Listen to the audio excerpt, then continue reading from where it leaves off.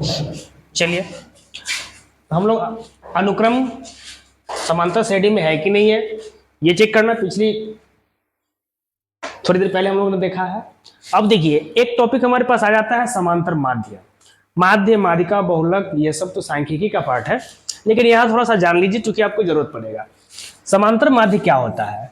कह रहा है कि जब तीन राशि समांतर श्रेणी में हो तो बीच की राशि शेष दोनों राशियों का समांतर माध्य कहलाती है। ठीक, यदि समांतर श्रेणी में कोई राशि दी हुई है, तीन राशि है, राशियों की संख्या 3 है, तो उसमें से जो बीच वाली राशि होगी वो आपका समांतर माध्य कहलाएगी। ठीक है, जैसे मान लीजिए कि 7, 12, 17 ये समांतर श्रेणी में है, सबके बीच में 5 का अंतराल है। यहाँ बीच की राशि कौन है? इसके बीच में कौन है? इसके बीच में आपका 12 है, तो समांतर माध्य हमारा क्या हो जाएगा? 12। ठीक है, और इसे भी समांतर माध्य का फॉर्मूला आप लोग जानते हैं कि यदि ए और बी का समांतर माध्य निकालना हो तो इसके लिए कौन सा फॉर्मूला लगाना पड़ता है? a + b/2। तो आप इसे भी चेक करके देख लीजिए। जैसे अगर 7 और 17 इसका समांतर माध्य निकालना हो तो हम क्या करेंगे? 7 + 17/2, इसको जोड़ेंगे कितना आएगा? 24/2, काटेंगे तो कितना आएगा? यानी जो लिखा हुआ है वो बिल्कुल सही लिखा हुआ है। चलिए अब आप लोग समांतर श्रेणी का सेकेंड चैप्टर आपका है समांतर श्रेणी का जोड़ कैसे बनाएंगे, तो उसमें चलिए बच्चों अब आपका सेकेंड चैप्टर है समांतर श्रेणी का जोड़, जिसको आप योगफल भी कहते हैं। आपका सवाल में लिखेगा योग ज्ञात करें, तो इसका मतलब जोड़ ही होता है। ठीक है, सम। अब देखिए सम निकालने का कुछ फॉर्मूला है, उस फॉर्मूला को आपको याद करना पड़ेगा। जैसे S फॉर सम मतलब जोड़। Sn का क्या फॉर्मूला होता है? तो n/2 × a + l। यहाँ n क्या है? तो n पदों की संख्या है, a क्या है? प्रथम पद है, l क्या है? अंतिम पद है। ठीक है, जब हमें अंतिम पद पता होगा तभी ये फॉर्मूला काम करेगा, सब जगह तो काम ये करेगा नहीं। अब देखिए यहाँ एक दूसरा फॉर्मूला आपके पास है Sn का क्या फॉर्मूला होता है? n/2 × 2a + n-1 × d। यहां पर भी n क्या है? तो पदों की संख्या है, a क्या है? प्रथम पद, d साधन। ठीक, सभी फॉर्मूले को हम सवाल बनाकर आपको दिखाएंगे अगले वीडियो में। चलिए अब देखिए, अब ध्यान दीजिए, कुछ फॉर्मूला ऐसा है जो आपको सवाल बनाने में काफी हेल्प करेगा, काफी सहायता करेगा।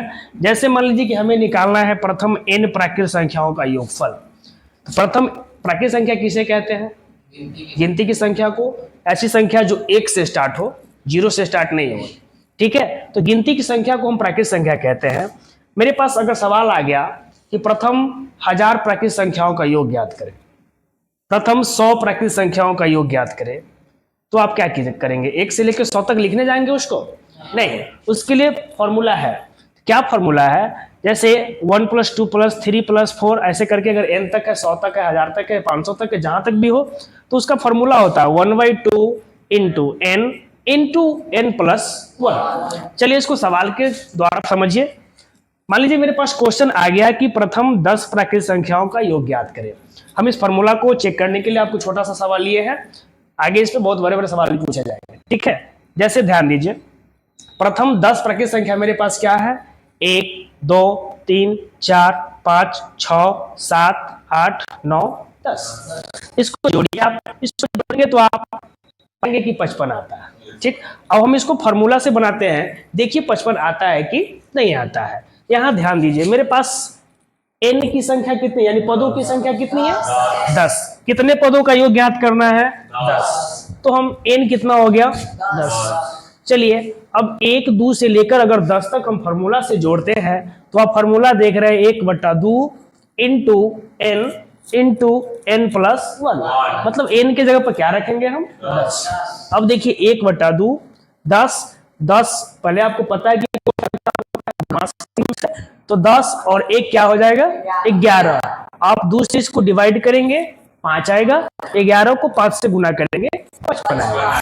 फॉर्मूला बिल्कुल सही है। ठीक, अब इस पे बड़ा बड़ा सवाल आपसे पूछेगा कि प्रथम 1000 प्राकृत संख्याओं का योग ज्ञात करें, तो अब हमें 1 से लेकर 1000 तक लिखने की आवश्यकता नहीं है, आप इस फॉर्मूले से उसका जोड़ आराम से निकाल सकते हैं। ठीक, चलिए इसी तरह से अब हम आगे पढ़ेंगे अगला फॉर्मूला कि अगर हमें विषम संख्या का योग ज्ञात करना है तो कौन सा फॉर्मूला लगाएंगे। अब देखिए, पिछली क्लास में आप पढ़ लिए थे समांतर श्रेणी क्या होता है, समांतर श्रेणी हम पहचानेंगे कैसे, सारवंतर कैसे निकालेंगे, इन सब चीजों के बारे में हम पिछली क्लास में चर्चा किए थे। अब देखिए सारवंतर को किसी से दिखाया जाता है, डी से। अब देखिए यह एक सवाल है आपके पास कि यदि किसी अनुक्रम का Tn 3n-2 है तो बताइए कि अनुक्रम समांतर श्रेणी में है कि नहीं है। ठीक, अब देखिए इसको हम हल कैसे करेंगे। अनुक्रम किस रूप में दिया हुआ है, तो Tn बराबर 3n-2। ठीक, अब देखिए यहाँ an भी दे सकता है आपको, Tn है तो इसमें कंफ्यूजन नहीं होना चाहिए। देखिए n का मतलब क्या होता है, पदों की संख्या, ठीक है, नंबर ऑफ टर्म। ठीक, अब मान लीजिए कि यदि हम यहाँ T1 निकालते हैं, क्या निकालते हैं, T1 निकालते हैं तो क्या आएगा, ये 3 × 1 - 2। 3 को 1 से गुना कीजिएगा तो 3 - 2 कितना आएगा, 1 आएगा। यदि हम T2 निकालते हैं तो आप क्या देख रहे हैं, 3 × 2 - 2। n के जगह पर यहाँ भी 2 रखे तो यहाँ भी क्या रखेंगे, 2 रखेंगे। अब 3 दूनी 6, 6 में से 2 गया तो कितना आएगा, 4। यदि आप T3 निकालते हैं तो 3 × 3 - 2। 3 को 3 से गुणा कीजिएगा तो 3 × 9, 9 में से 2 गया कितना आएगा, 7। T4 निकालते हैं तो क्या आएगा, 3 × 4 - 2। 4 तिया 12 में से 2 गया 10। इस तरह से आप 4-5 टर्म निकाल लीजिए, फिर उसके बाद चेक कीजिए कि क्या ये समांतर श्रेणी में है कि नहीं है। तो समांतर श्रेणी में है कि नहीं है, इसके लिए, इसको चेक करने के लिए हम क्या करते हैं, आप डी निकालते हैं सबके बीच में। यदि सबके बीच का अंतराल समान है तो समांतर श्रेणी में है, नहीं तो नहीं है। अब क्या करेंगे हम, यहाँ पे T2 - T1, फिर T3 - T2, फिर T4 - T3 निकाल के देखेंगे। यदि सबके सब बराबर आएगा तो ये समांतर श्रेणी में है, नहीं तो नहीं है। अब देखिए T2 आपके पास क्या है, 4 - 1। T3 कितना है, 7 - 4। T4 कितना है, 10 - 7। चलिए इसको हल कीजिए तो आप क्या देख रहे हैं, 3 आया, ये भी 3 आ गया, ये भी 3 आ गया, सबके सब बराबर है। चलिए तो यहाँ हम क्या देख रहे हैं, यहाँ आप देख रहे हैं कि T2 - T1 बराबर है T3 - T2 के, तथा बराबर है T4 - T3 के। तो जब इस तरह से है, अतः हमारा अनुक्रम क्या है, समांतर श्रेणी में है। अतः अनुक्रम समांतर श्रेणी में है। ठीक, तो इस तरह के सवाल आपके सामने अगर आ जाए तो आप आराम से बना सकते हैं, इजी है। चलिए नोट किया जाए, इसको आप लोग नोट कर लीजिए। देखिए यहाँ अब यहाँ देखिए हम लोग प्रथम प्राकृत संख्याओं का योग निकालने के लिए जो फॉर्मूला पढ़े थे, क्या पढ़े थे, 1/2 n × n+1। अब आगे है सम और विषम, जानते हैं आप लोग। सम क्या होता है, जिसमें 2 से डिवाइड हो जाए, मतलब जो 2 से कट जाए पूरा पूरा, उसे हम सम कहते हैं। विषम का मतलब हो गया जिसमें 2 से भाग नहीं लगता, यानी पूरा पूरा नहीं कटे, उसे क्या कहते हैं, हम विषम कहते हैं। आपके पास टॉपिक क्या है कि प्रथम n प्राकृत विषम संख्याओं का योग ज्ञात करना। प्रथम n प्राकृत विषम संख्या क्या हो सकता है, 1, 3, 5, 7, इस तरह से 2-2 के अंतराल पे आगे बढ़ेंगे। तो तो इसके लिए कौन सा फॉर्मूला लगेगा?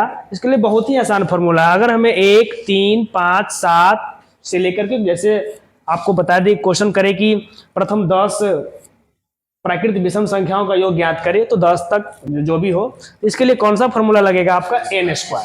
अब देखिए यहाँ सब क्वेश्चन आपके पास है कि प्रथम 5 प्राकृतिक विषम संख्याओं का योग ज्ञात करें। फॉर्मूला को चेक करने के लिए मैंने छोटा सा सवाल लिया है, ठीक है। तो प्रथम 5 प्राकृतिक विषम संख्या कौन कौन हो सकता है?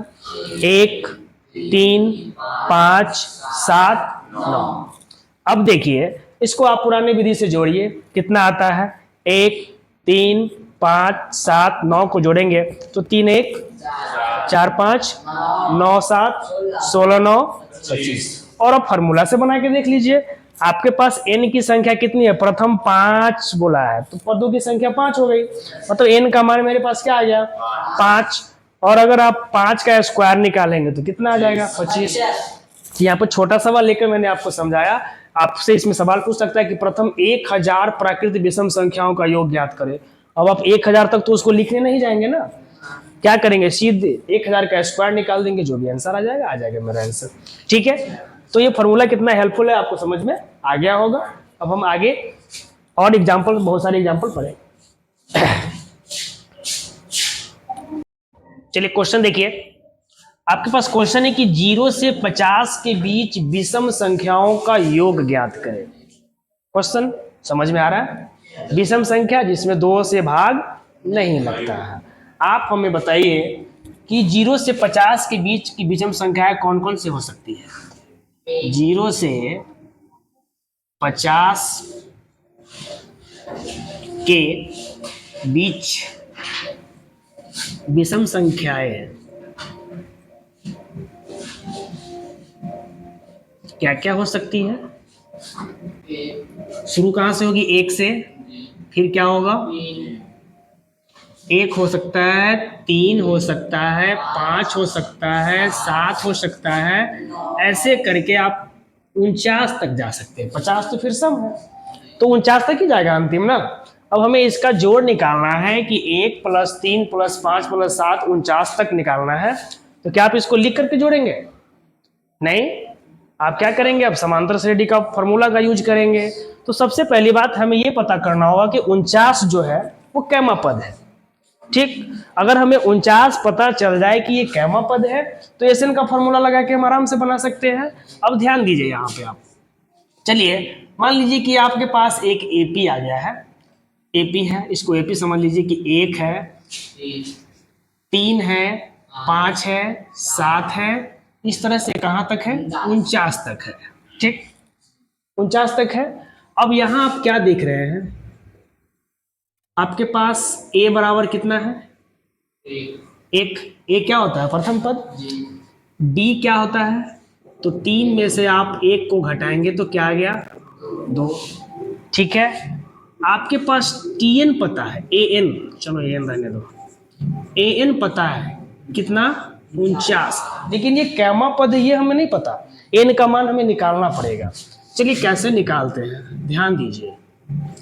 प्रश्न से आपके पास an है 49, an का क्या फॉर्मूला होता है? a + n - 1 इंटू d बराबर 49, ठीक। अब a की जगह पे आप क्या रखेंगे? 1। n तो हमें पता नहीं है, n ही रहने देते हैं। d के जगह पर क्या रखेंगे हम? 2 और इधर 49, ठीक। चलिए 49, आप यहाँ 1 को देखिए, 1 प्लस में है, जब भी ये बराबर के उधर जाएगा तो क्या हो जाएगा? माइनस में हो जाएगा, ठीक।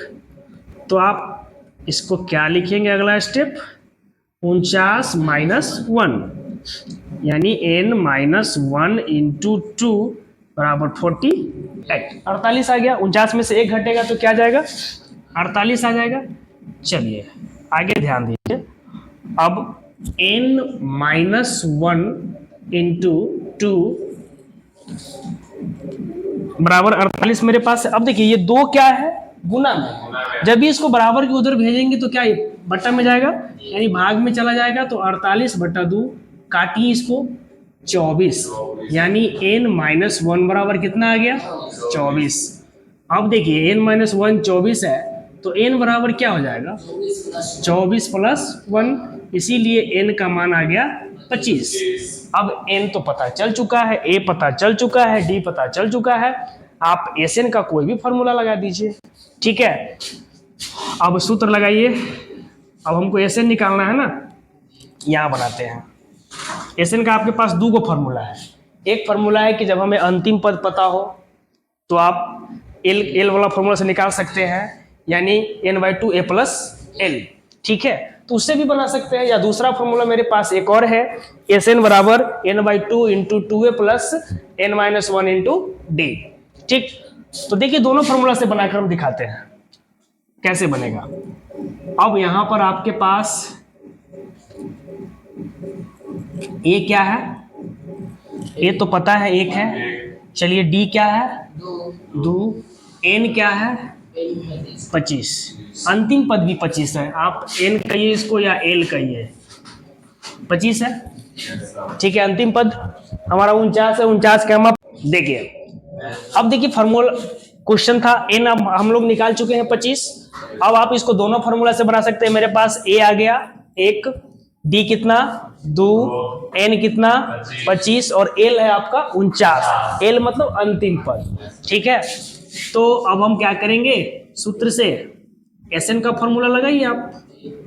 Sn का फॉर्मूला आप लोगों ने पढ़ा है n/2 into a plus L.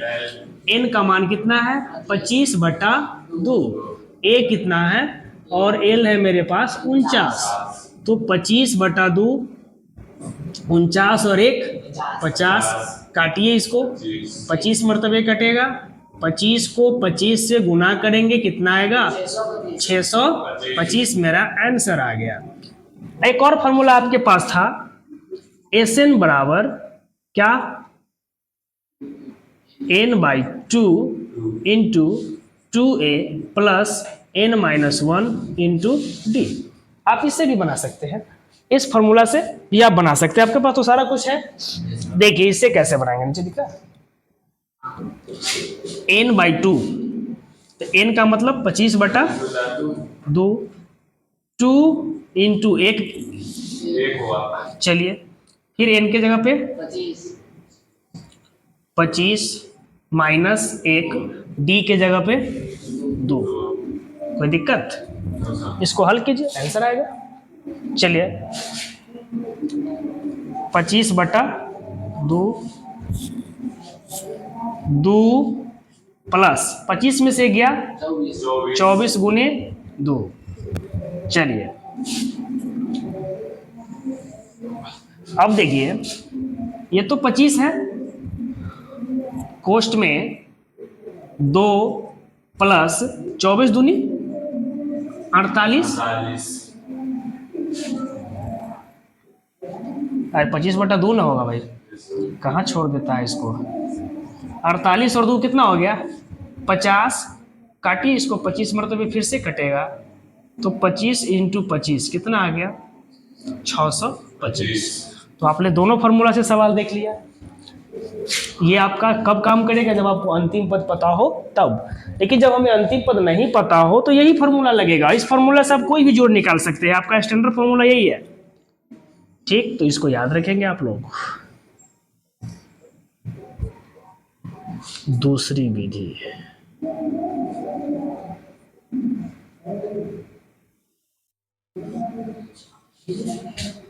चलिए अब देखिए योगफल के दूसरा फॉर्मूला से कैसे सवाल बनाएंगे हम लोग। अब देखिए सवाल में तो हमें सब कुछ पता हो चुका है ना। प्रथम पद 1, सार्वंतर 2 और n, मतलब n हम लोग निकाले हैं, यहाँ कितना आया है 25, यानी n पदों की संख्या कितनी है 25। अब Sn आप एक फॉर्मूला, सेकेंड फॉर्मूला पढ़े हैं कि n/2 into 2a plus n-1 into D. अब मान बैठा दीजिए, n का मान कितना है आपके पास 25/2, 2 a के जगह पर क्या रखेंगे 1, n का मान फिर 25 -1, d कितना है आपका 2। अब देखिए 25/2, 2 में 1 से गुना होगा 2, 25 में से 1 जाएगा 24 गुने 2। अब देखिए 24 दूना 48, 48 और 2 को जोड़ेंगे कितना आएगा 50, 2 से इसको डिवाइड कीजिएगा 25 आएगा, 25 को 25 से गुना कीजिएगा तो कितना आएगा 625। कितना आसान है। ये फॉर्मूला आपका किसी